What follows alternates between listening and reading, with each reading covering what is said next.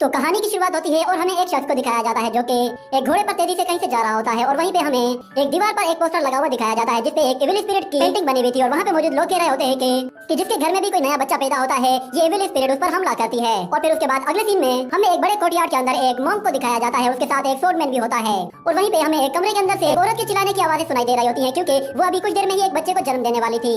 और बाहर मौजूद वो मॉन्क उस नए बच्चे को उस एविल स्पिरिट से बचाने के लिए वहाँ पे बैठा हुआ होता है, जिसके बाद उसके साथ मौजूद वो सोर्डमैन उससे कहता है कि तुम्हारे पास ये अजीब सा रेलिक किस लिए है, इससे तुम क्या करोगे।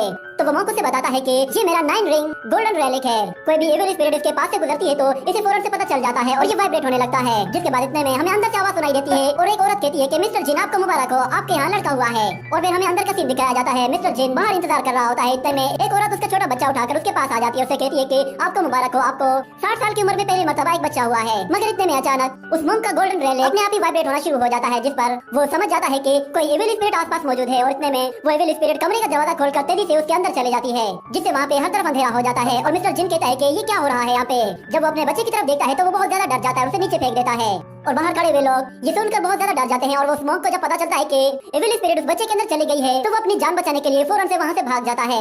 जिसके बाद अगले सीन में हमें एक लड़के को दिखाया जाता है जिसका नाम जियान होता है।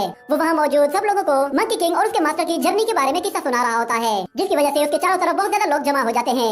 मगर जैसे जैसे वो कहानी सुना रहा होता है इतने में अचानक बीच में कोई शख्स छुपकर उसे इंटरप्ट कर रहा होता है, उसे बार बार सवाल पूछता है, जिससे जियान भी तंग होने लगता है और अपने छोटे ब्रदर शाओली को उस सवाल पूछने वाले बंदे को ढूंढने के लिए भेजता है। तो शाओली फौरन से उन लोगों के अंदर चला जाता है, उस बंदे को ढूंढता है जो कि बार बार जियान से सवाल पूछ रहा है। और जब जियान अपनी कहानी सुनाकर खत्म कर देता है तो इतने में वो बंदा जोर से हंसने लगता है, जिस पर सब लोग हट जाते हैं और हमें दिखाया जाता है शाओली उस बंदे के बिल्कुल सामने खड़ा होता है और उंगली से इशारा करके कहता है कि यही वो बंदा है। जिस पर जियान गुस्से में आकर उससे कहता है कि हेलो मिस्टर, अगर तुम्हें इस कहानी के बारे में मुझसे ज्यादा मालूम है तो फिर तुम खुद ही क्यों नहीं सुना देते। और तुम्हें जरा सा भी सेंस नहीं है कि कोई बंदा अगर कोई कहानी सुना रहा है तो उसे चुपचाप खड़े होकर सुना जाता है। तो वो लड़का कहता है कि मैंने तो तुम्हें बिल्कुल भी इंटरप्ट नहीं किया, मैं तो तुम्हारी हेल्प कर रहा था। जिस पर जियान उससे कहता है कि तुम खुद को ज्यादा ही समझदार समझ रहे हो। ये कहकर वो अपनी सोट बाहर निकालता है, उसके साथ फाइट करना शुरू कर देता है, जिसमें वो उस पर एक के बाद एक सोट अटैक करता है, जिससे वो लड़का बहुत ही आसानी से डॉज करके अपने आप को बचाता है और जियान को बहुत ही आसानी से पीछे धकेल देता है। जिस पर जियान कहता है कि तुम दिखने में बिल्कुल सीधे साधे लग रहे हो मगर तुम्हारे पास भी काफी स्किल्स हैं, मगर मैं तुम्हें दिखाता हूँ कि मैं क्या कर सकता हूँ। ये कहकर वो अपनी सोट को जोर से जमीन पे गाड़ता है और फिर अपनी फिंगर से उसे हवा में ऊपर उछाल देता है और सोट को पकड़कर वापस से जमीन की तरफ आता है और अपना सोट आर्ट सब लोगों को दिखाता है, जिससे वहाँ पे हर तरफ धूल मिट्टी उड़ना शुरू हो जाती है। और जियान अपनी सोट की मदद से जमीन पे एक पैटर्न बना देता है जिससे एक ब्लू एनर्जी निकल रही होती है, जिसे देखकर उसका ब्रदर कहता है कि ब्रदर तुम्हारी यिन यांग डायग्राम से एनर्जी निकल रही है। तो जियान देखता है कि वो एनर्जी असल में उस लड़के के उस फैन से निकल रही थी।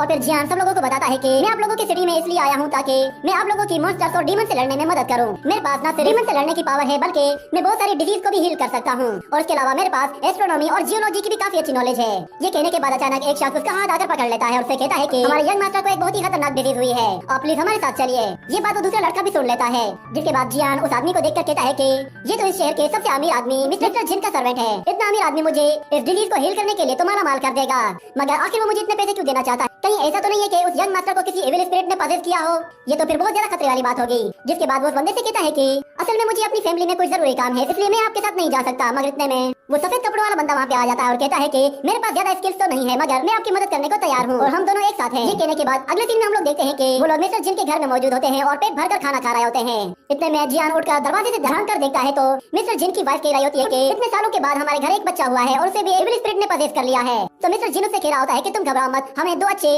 स्किलफुल मास्टर मिल गए हैं तो वो हमारे बच्चे को ठीक कर देंगे। मगर वो औरत कहती है मुझे तो ऐसा लग रहा है कि शायद ये 2 बंदे तुम्हारे साथ फ्रॉड कर रहे हैं। उसकी बातें जियान को काफी बुरी लगती हैं, जिस पर वो कहता है कि तुम लोग यहाँ बैठकर मजे मजे से खाना खा रहे हो। मैं जानता हूँ कि मिस्टर जिन इस वक्त इमरजेंसी में है तो हम उनसे जो भी मांगेंगे वो हमें मना नहीं करेंगे, मगर ये बिल्कुल गलत है। मेरी भी अपनी फैमिली है, मेरे साथ भी अगर ऐसा होता तो मैं ये कुछ भी करने को तैयार हो जाता। पर क्या होगा अगर हम इसमें फेल हो जाए तो। और वैसे तुमने तो मुझे अपना नाम भी नहीं बताया, आखिर तुम हो कौन और तुम मेरे साथ क्यों आए हो। तो वो बंदा कहता है कि मेरा नाम श्याओ याओ है और वो कहता है कि जरा तुम अपने भाई ली की तरफ देखो। वो ली से कहता है कि क्यों, क्या तुम और भी ग्रिल चिकन खाना चाहते हो। तो वो कहता है कि हाँ मुझे और भी चाहिए। इतने में मिस्टर जिन भी बाहर आ जाता है और उनसे कहता है कि आप लोग अगर मेरे बेटे को ठीक कर देते हैं तो मैं आप लोगों को मुंह मांगी रकम दूंगा। वो उन्हें बहुत सारे सोने के सिक्के दिखाता है, जिस पर जियान फौरन से मान जाता है और कहता है कि अगर आप इतना इंसिस्ट कर रहे हैं तो फिर मैं आपकी खातिर एक कोशिश जरूर कर सकता हूँ। चलिए मुझे बताइए कि आपका बेटा है कहाँ। ये कहने के बाद वो उसे अपने बेटे के पास ले जाता है तो वो एक लकड़ी के घोड़े के ऊपर झूला झूल रहा होता है। जैसे ही वो दोनों वहाँ पहुँचते हैं तो जियान उसकी तरफ आगे बढ़ता है और कहता है कि इस एविल स्पिरिट को तो मैं देखता हूँ। मगर हम देखते हैं कि वो बच्चा अचानक से नीचे उतर जाता है और उस लकड़ी के घोड़े को उठाकर जियान पर दे मारता है, जिसे जियान अपनी सोट से काट कर 2 टुकड़े कर देता है। और वो एविल स्पिरिट जियान पर अपने डार्क एनर्जी हैंड से अटैक करती है तो जियान अपनी सोट बाहर निकालकर उस पर अटैक करता है, जिससे वो ब्लैक और सोट से टकराते ही जल जाता है। और xiao yao इस बात को नोट करता है। इतने में वो छोटा बच्चा दो जायंट एविल हैंड क्रिएट करके जैसे ही जियान पे हमला करता है तो वो अपनी सोट की मदद से बाहर निकल आता है और उस एविल स्पिरिट पर हमला करने की कोशिश करता है, मगर वो बच्चा अपनी मासूमियत के बहाने अपने आप को फिर से बचा लेता है। इतने में xiao yao भी उस पर अपने फैन से अटैक करता है तो बच्चा आसानी से उसके फैन से भी बच जाता है और उस पर भी एविल हैंड से अटैक करता है। तो xiao yao अपनी एनर्जी का इस्तेमाल करके उसके एविल हैंड्स को वहीं पे ही रोक देता है, जिससे उस बच्चे को भी थोड़ी सी तकलीफ महसूस होती है। और इसी बात का फायदा उठाकर xiao yao उसे एक कॉर्नर की तरफ ले जाने की कोशिश करता है और वो बच्चा जैसे ही उस पर हमला करता है तो xiao yao उसके हैंड्स पर फिर से एनर्जी अटैक करके उसे दीवार के साथ चिपका देता है, जिसकी वजह से वो बच्चा अपने हाथों को वापस खींच नहीं पाता। और जैसे ही आगे बढ़ने की कोशिश करता है तो इतने में जियान उसे पकड़कर ऊपर उठा लेता है और xiao yao अपनी सोट निकालकर उसके एविल हैंड्स को काटने की कोशिश करता है, मगर इतने में हम देखते हैं कि दीवार का एक बड़ा टुकड़ा सीधा जियान और उस बच्चे को आकर लगता है, जिससे वो दोनों ही वहाँ से दूर जा गिरते हैं। और हम देखते हैं कि उस दीवार के टुकड़े के लगने की वजह से दोनों की हालत खराब हो जाती है और वो बच्चा भी बिल्कुल बेहाल हो जाता है।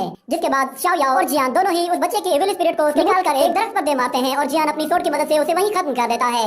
और वहीं पे हमें एक और एविल स्पिरिट को दिखाया जाता है जो कि पहले वाली से बहुत ही ज्यादा ताकतवर होती है। वो xiao li की तरफ देखती है और दूसरी तरफ xiao yao उस छोटे बच्चे को अपनी गोद में लिए हुए उसके साथ बातें कर रहा होता है। इतने में मिस्टर जिन भी वहाँ पे आ जाता है तो वो लोग उसका बच्चा उसे दे देते हैं और फिर जियान से कहता है कि मैं जानता हूँ कि आप हमें बहुत बड़ा इनाम देना चाहते हैं, मगर हमें इतना ज्यादा इनाम नहीं चाहिए।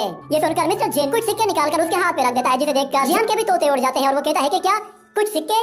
तो मिस्टर जिन कहता है कि तुम्हारी इस लड़ाई की वजह से मेरा कितना नुकसान हुआ है, तुमने यहाँ पे जितनी तोड़फोड़ की है उसके बदले में मैंने तुम्हारे सारे पैसे काट लिए हैं। ये सुनकर xiao yao कहता है कि चलो मुझे इसमें से कोई हिस्सा नहीं चाहिए, सारे तुम रख लो।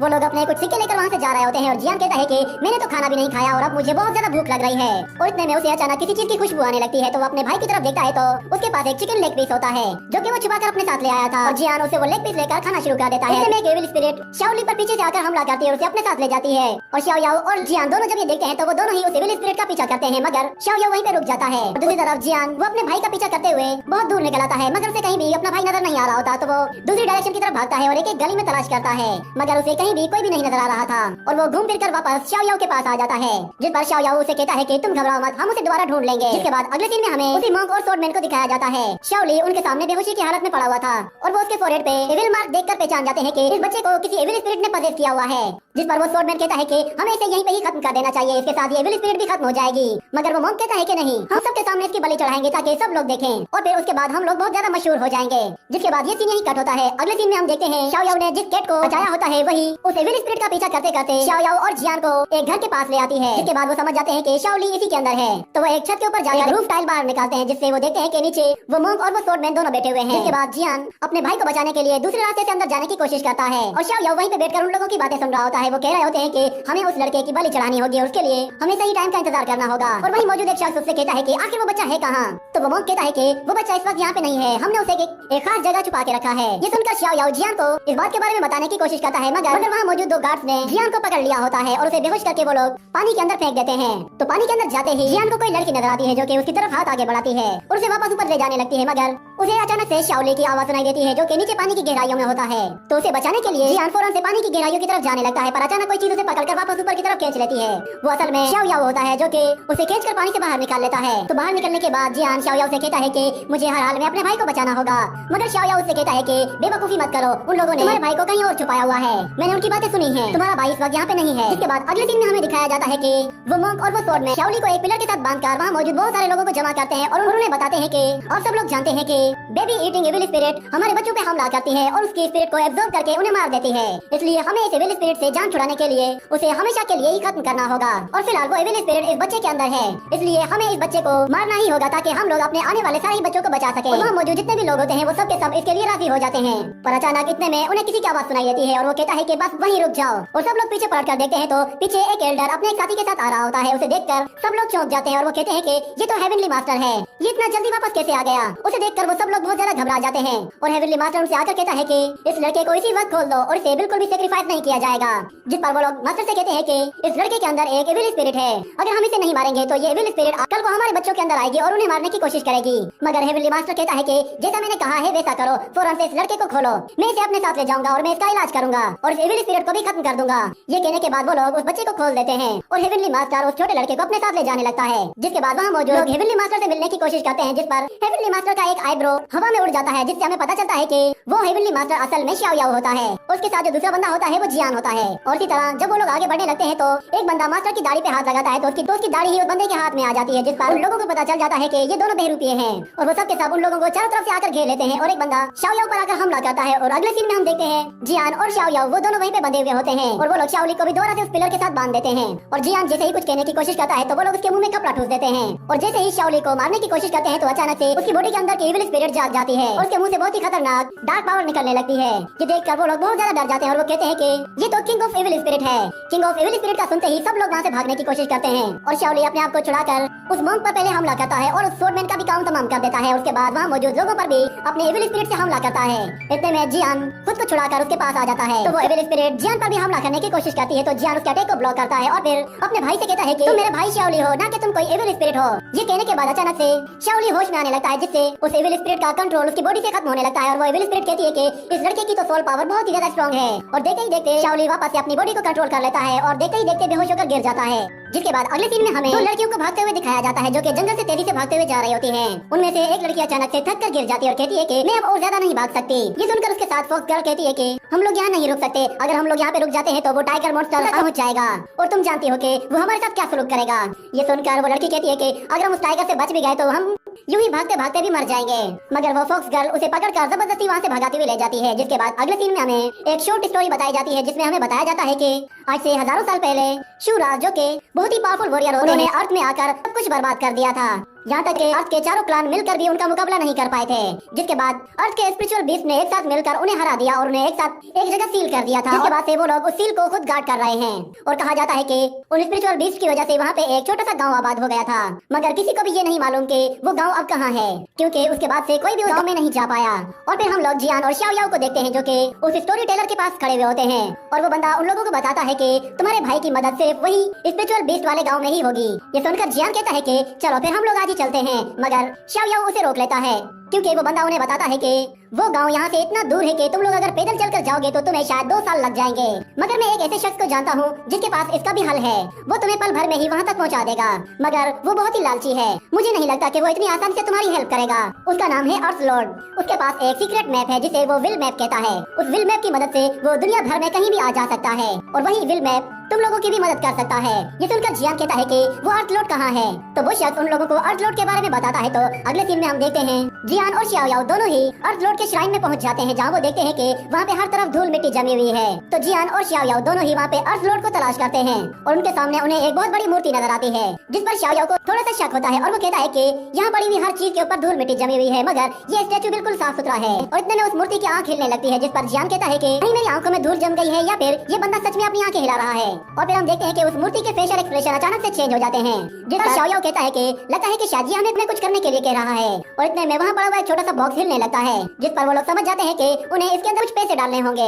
तो शाओ याओ कुछ सिक्के उसके अंदर डालता है और कहता है कि आजकल मेरे हालत कुछ खराब है, इसलिए फिलहाल इन कुछ सिक्कों से ही काम चला लें। और हम देखते हैं कि एक पोर्ट का ढक्कन खुलता है तो जियान अपना हाथ उसके अंदर डालकर एक चिट बाहर निकालता है और जैसे ही उसे खोलकर देखता है तो वो विल मैप की जगह एक विल ट्रांसफॉर्मेशन स्पेल होता है जिस पर शाओ याओ कहता है कि लगता है कि शायद हमें ज्यादा सिक्के डालने पड़ेंगे, इतने कम सिक्कों में हमें वो विल मैप नहीं मिलने वाला। तो जियान अपने जेब से बहुत सारे सिक्के बाहर निकालता है और फिर उन्हें उस बॉक्स में डालता है। जिसके बाद उस पोर्ट का ढक्कन दोबारा से खुल जाता है तो जियान अपना हाथ उसके अंदर डालता है तो इस मर्तबा उसे एक छोटा सा बॉम्ब मिलता है जिस पर वो कहता है कि अर्थ लॉर्ड क्या आप हमारे साथ मजाक कर रहे हैं, आप चाहते हैं कि हम लोग इसके साथ फायरवर्क करें। इतने में अचानक उन्हें किसी लड़की की आवाज सुनाई देती है तो वो लोग मूर्ति के पीछे जाकर छुप जाते हैं और हम देखते हैं कि वो फॉक्स गर्ल और फेरी बॉन्ड दोनों ही वहाँ पे आ जाते हैं और स्टैचू को देखकर कहते हैं कि लगता है कि शायद यही वो अर्थ लॉर्ड है। वो उस अर्थ लॉर्ड के आगे झुक जाते हैं और कहते हैं कि अर्थ लॉर्ड प्लीज हमें आपका विल मैप चाहिए, हमें अपनी जान बचाने के लिए यहाँ से बहुत ही दूर जाना होगा। तो उस अर्थ लॉर्ड के पीछे से जियान खुद अर्थ लॉर्ड बन के बात करता है और कहता है कि मैं तुम लोगों को वो विल मैप नहीं दे सकता क्योंकि वो मैंने तुमसे पहले ही किसी और को दे दिया है, इसलिए तुम लोग अब यहाँ से जा सकते हो। इतने में वो फॉक्स गर्ल उनके पीछे आ जाती है और कहती है कि